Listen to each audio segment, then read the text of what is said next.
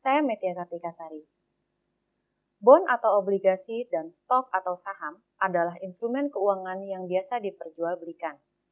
Instrumen keuangan ini biasa diperjualbelikan untuk memperoleh tambahan dana dari pihak ketiga. Kali ini kita akan membahas dasar-dasar dari obligasi dan saham. Hutang dan modal adalah dua sumber daya dari pendanaan eksternal yang dapat digunakan perusahaan. Keduanya memiliki karakteristik yang berbeda. Hal utama yang membedakan adalah pendanaan hutang didapatkan dari kreditor, sedangkan pendanaan modal didapatkan dari investor, yang kemudian menjadi bagian dari pemilik perusahaan.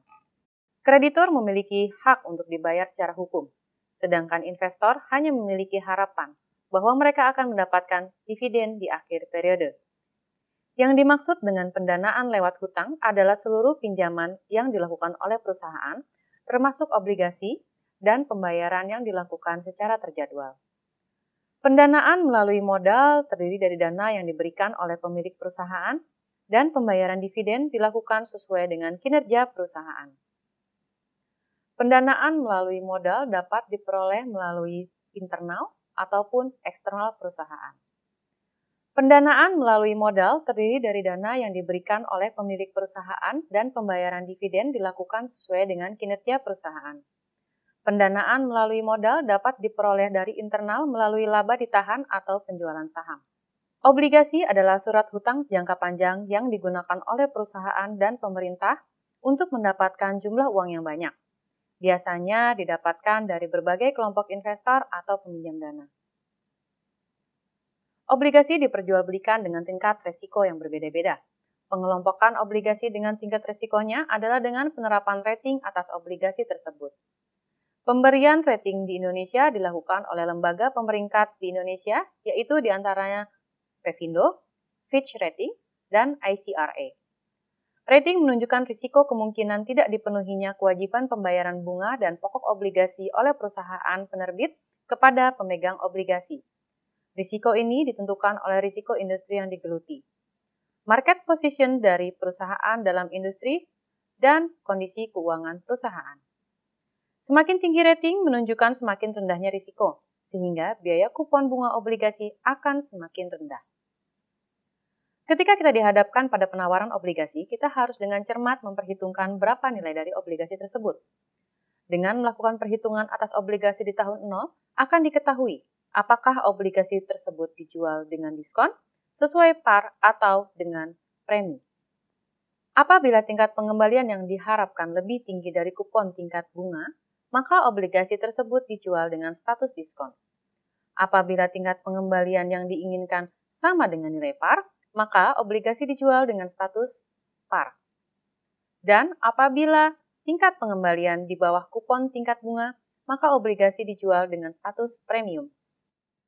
Dalam jual beli saham dikenal dua tipe saham, yaitu common stock atau saham biasa dan preferred stock atau saham preference. Pemilik utama perusahaan adalah para pemegang saham biasa atau dikenal dengan residual owner. Karena para pemegang saham ini menerima residu atau sisa dari seluruh klaim atas aset dan pendapatan setelah seluruh kewajiban perusahaan terpenuhi. Kompensasi atas ketidakpastian ini adalah dividen dan keuntungan kapital dari peningkatan harga.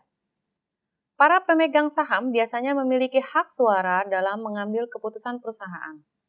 Pemegang saham preferen memiliki keistimewaan dibandingkan dengan pemegang saham biasa. Mereka memiliki hak pembayaran dividen yang tetap setiap periodenya. Mereka juga memiliki hak likuidasi di bawah para kreditor apabila perusahaan mengalami kebangkrutan.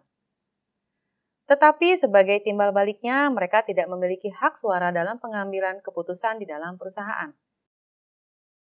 Nilai atas klaim dari saham biasa melekat di arus kas masa yang akan datang yang berhak diterima para pemegang saham. Present value dari arus kas tersebut adalah harga saham. Untuk mencari present value, prediksi dari arus kas didiskontokan pada tingkat yang mencerminkan risiko pada arus kas. Arus kas yang lebih berisiko didiskonto dengan nilai yang lebih tinggi dan akan menghasilkan nilai present value yang lebih rendah. Nilai dari saham biasa perusahaan diperoleh dari harapan arus kas dan risikonya. Dalam mengejar tujuan perusahaan untuk memaksimalkan harga saham, manajer keuangan harus berhati-hati mempertimbangkan keseimbangan antara pengembalian dan risiko yang berkaitan dengan setiap proposal yang diterima. Dan harus hanya mengambil tindakan yang akan menciptakan nilai lebih bagi para pemegang saham. Sekian dan terima kasih.